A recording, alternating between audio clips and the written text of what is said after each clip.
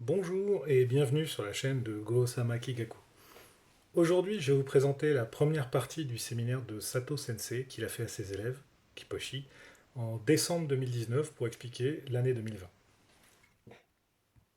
Tout d'abord, l'année 2020, ce sera Kanoe, né, Shichiseki Kinsei.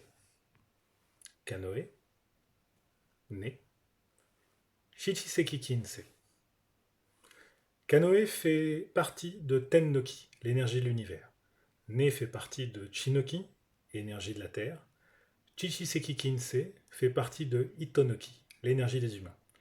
L'ordre d'importance pour la lecture des calendriers est Tennoki, Chinoki, Hitonoki.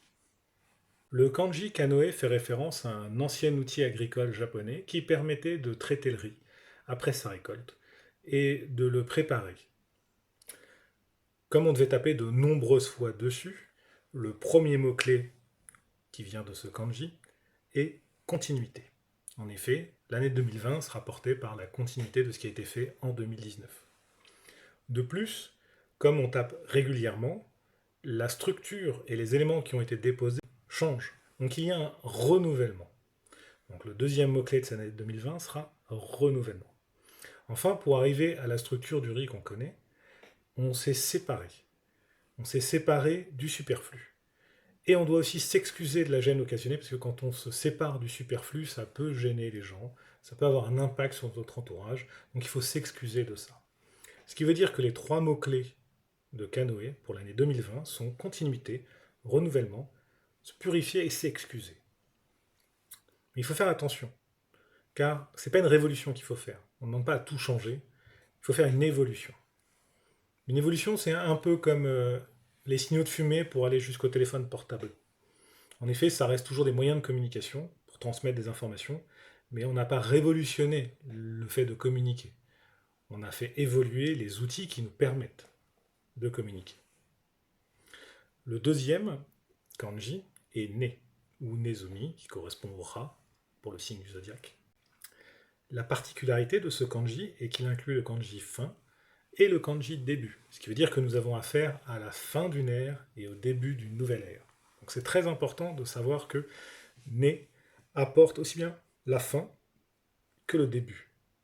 En effet, si on se reporte à l'année 2019, où le signe était Inoshishi, sanglier, qui correspondait à la plantation des graines, l'année 2020 avec le signe né correspond lui à la jeune pousse. Ce qui veut dire que ce qu'on a planté en 2019 commencera à germer en 2020. Aussi bien Canoë que Né ont un rapport avec la continuité et le renouveau. Ce qui veut dire que ce qui va se passer en 2020 sera très fort, très puissant. Mais il faut voir ça comme une évolution complète, un changement. Un peu comme la chenille qui devient un papillon. C'est l'addition de canoë et de nez. Par contre, le nez a une énergie qui est complètement incontrôlable. Ce qui veut dire que cette vague de changement qui va s'abattre sur le monde en année 2020 sera complètement incontrôlable.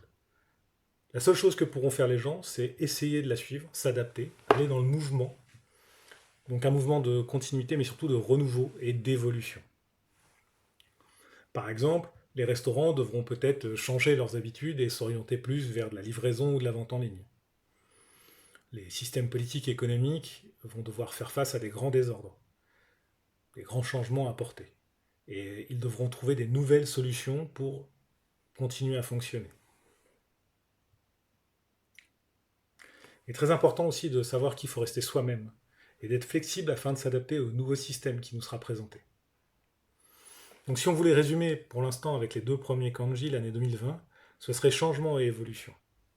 Il faut bien être conscient que cette année 2020 va nous demander beaucoup d'efforts, car il va falloir qu'on change et qu'on évolue et qu'on s'adapte et qu'on trouve des nouvelles solutions pour pouvoir continuer, mais pas avec l'ancien monde, avec le nouveau, car les changements qui vont s'abattre sur nous pendant cette année vont de toute façon nous empêcher de garder nos anciennes habitudes.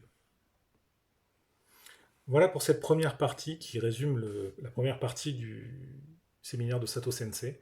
Je vous ferai bientôt une deuxième partie qui parlera de Shichiseki Kinsei et qui vous donnera plus d'informations sur comment était prévue cette année 2020. J'espère que cette vidéo vous a plu Et n'hésitez pas à vous abonner, liker, laisser des commentaires. Merci.